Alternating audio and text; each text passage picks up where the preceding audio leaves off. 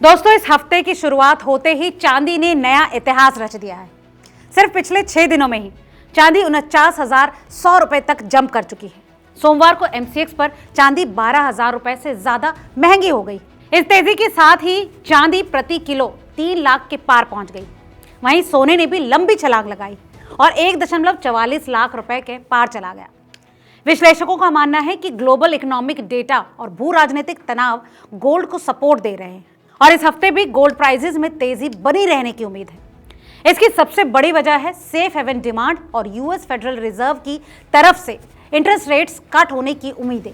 दोस्तों, मतलब साफ है कि जब बाजार में अनिश्चितता बढ़ती है, निवेशक गोल्ड की तरफ शिफ्ट होने लगते हैं। अब निवेशकों की नजर अगले हफ्ते आने वाली मेजर ग्लोबल इकोनॉमिक डेटा पर रहेगी। इसमें बड़ी अर्थव्यवस्थाओं के महंगाई आंकड़े, consumer spending index, GDP growth और बेरोजगारी भत्ते से जुड़े क्लेम्स जैसे डेटा शामिल होंगे। दोस्तों, यही आंकड़े तय करेंगे कि मार्केट की नेक्स्ट दिशा क्या रहेगी। चलिए आप जानते हैं कि इस बारे में एक्सपर्ट्स क्या कहते हैं। दोस्तों, जेएम फाइनेंशियल सर्विसेज के vice president commodity and currency research Pranav Mer के मुताबिक चाइना से आने वाले आर्थिक संकेत इंडस्ट्रियल मेटल्स के लिए काफी खास रहेंगे। इसके अलावा वर्ल्ड इकोनॉमिक फोरम यानी WEF में यूएस प्रेसिडेंट डोनाल्ड ट्रंप का भाषण और ट्रेड टैरिफ से जुड़ा यूएस सुप्रीम कोर्ट का फैसला भी मार्केट सेंटीमेंट्स की दिशा तय करेगा। पिछले हफ्ते एमसीएक्स पर गोल्ड फ्यूचर्स 3,698 रुपए यानी 2.7% चढ़े। इस दौरान बुधवार को गोल्ड ने 1,43,590 रुपए प्रति 10 ग्राम का रिकॉर्ड स्तर भी छुआ। मेयर के मुताबिक कमजोर रुपए और सेफ इन्वेस्टमेंट डिमांड ने घरेलू बाजार में सोने को स्ट्रॉन्ग सपोर्ट दिया। हालांकि शुक्रवार को थोड़ी मुनाफा वसूली के चलते प्राइसेस में हल्का प्रेशर भी दिखा। दोस्तों, इंटरनेशनल बाजार की बात करें तो कॉमेक्स पर गोल्ड फ्यूचर्स पिछले हफ्ते $54.5 यानी 2.09% चढ़कर शुक्रवार को $4,595.4 प्रति आउंस पर बंद हुए। हफ्ते के दौरान भी गोल्ड ने $4,650.50 प्रति आउंस का रिकॉर्ड बनाया।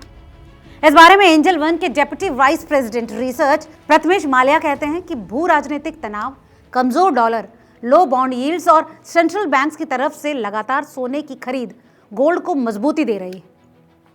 उनका मानना है कि एमसीएक्स पर गोल्ड 1,43,000 रुपए प्रति 10 ग्राम और ग्लोबल मार्केट में $4,750 प्रति आउंस तक जा सकता है। चांदी में बात करें तो चांदी में भी थोड़ा ब्रेक आ सकता है। दोस्तों, अब बात करते हैं चांदी की। पिछले हफ्ते चांदी ने जोरदार तेजी दिखाई। एमसीएक्स पर इसके भाव करीब 14% यानी 35,037 रुपए बढ़कर 2,92,960 रुपए प्रति किलो के रिकॉर्ड स्तर पर पहुंच गए। ग्लोबल मार्केट में भी सिल्वर 11.6% बढ़कर $88.53 प्रति आउंस पर बंद हुआ।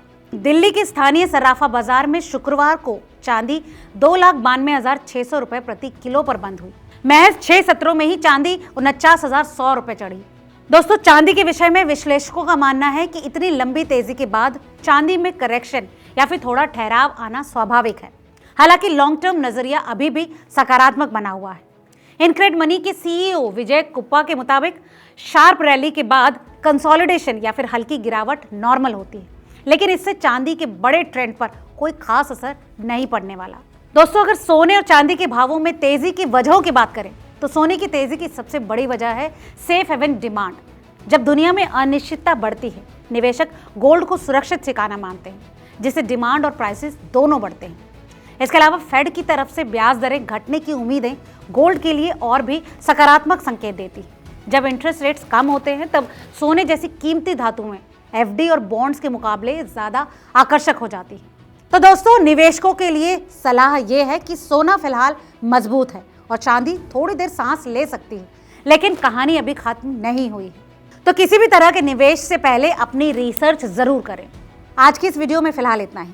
आपको याद दिला दें कि ये वीडियो आपकी जानकारी के लिए है, किसी भी तरह के निवेश की सलाह इसमें नहीं दी गई है। तो किसी भी तरह के निवेश से पहले किसी एक्सपर्ट्स की सलाह जरूर ले लें।